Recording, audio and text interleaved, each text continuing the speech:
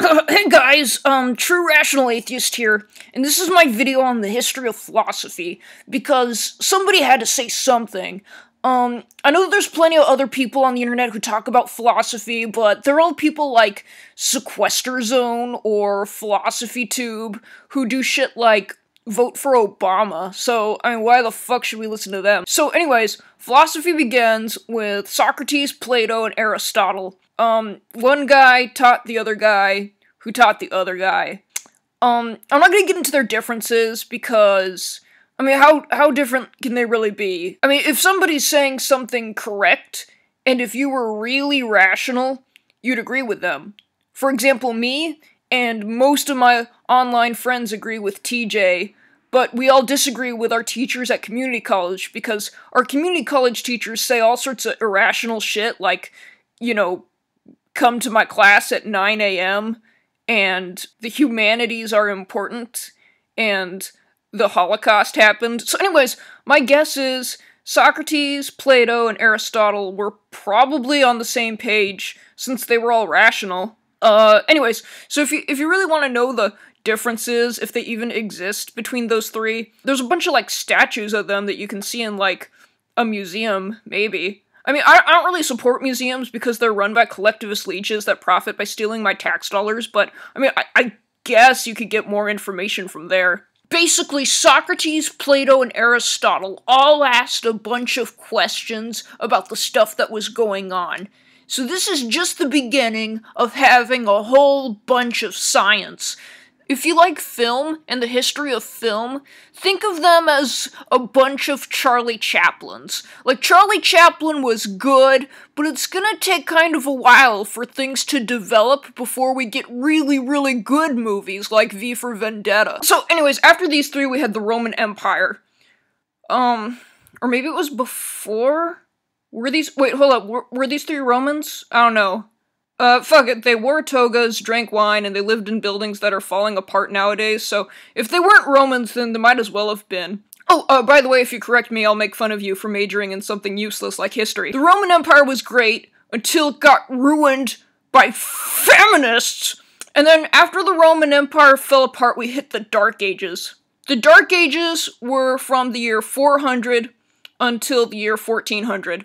Nothing fucking happened in between those 2 points in time because everybody just mindlessly followed religion. Now, I know the PC police is gonna jump on me and say shit like, what about the Islamic Golden Age? Yeah, it didn't happen. There's a whole fucking Thunderfoot video on it. Do some goddamn research. So anyways, one day, Galileo and Isaac Newton were walking along, and then they said, this sucks, and then they decided to do science, like a whole bunch of science. Their science level was at, like, level 52, and the Pope's science level was at level 0 because he's a fraud and he never even played video games! So Galileo and Isaac Newton teamed up and completely owned the Pope because the Pope was a noob, didn't know how to play Call of Duty without sitting there and sniping people. Then the Renaissance came. We had all sorts of philosophers in this time, like Voltaire, John Locke, Calvin and Hobbes, all sorts of people come in, and they did Renaissance. Renaissance is basically the history version of feels versus reals, and reals won, all the time. But then, some philosophers in the 1800s decided feels were better than reals, which brings me to fucking Kant. Kant looked at all the people using reels, and he wrote a big book called I'm Not Listening Because This Hurts My Feelings. He teamed up with Karl Marx. Karl Marx was this guy who didn't feel like going to work on Monday, and he wrote a big book called I Am Lazy and the Government Should Take Care of Me. These two lazy crybaby manginas inspired a bunch of other lazy crybaby manginas who set up the Frankfurt School, who recruited their team of feminists, communists, and people who care about black people, and sent them off to destroy all straight white men. Friedrich Nietzsche saw this bullshit and debunked all their YouTube videos with real atheism and science, and then their videos like-dislike ratio was terrible, which basically means none of their shit passed peer review. Later on, Ayn Rand did the same thing.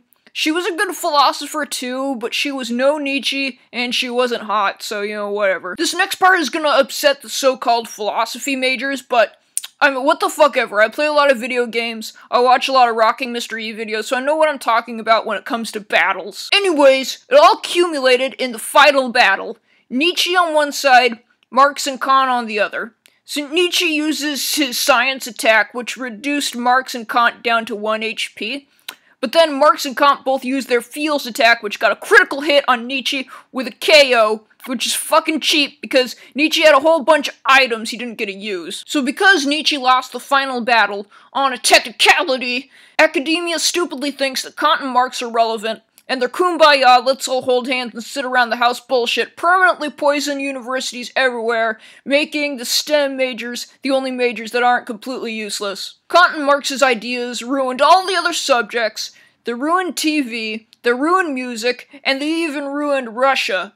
Because Russia was pretty cool before communism, except for the religion part, of course, and now they're coming to the internet to ruin that.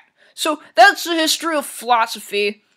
Future philosophy may seem glum, but hope hasn't been lost, because remember, you guys are all rational human beings and therefore naturally good at philosophy, and the other side is all people who, like, went to college and got a degree that doesn't help anyone make more amazing technology, such as laptops, video games, and other gizmos that keep me in my room for days. With enough effort, we can avenge Nietzsche and overthrow all the SJWs who say shit like, be nice to people, 'cause it's the internet and you should deal with it!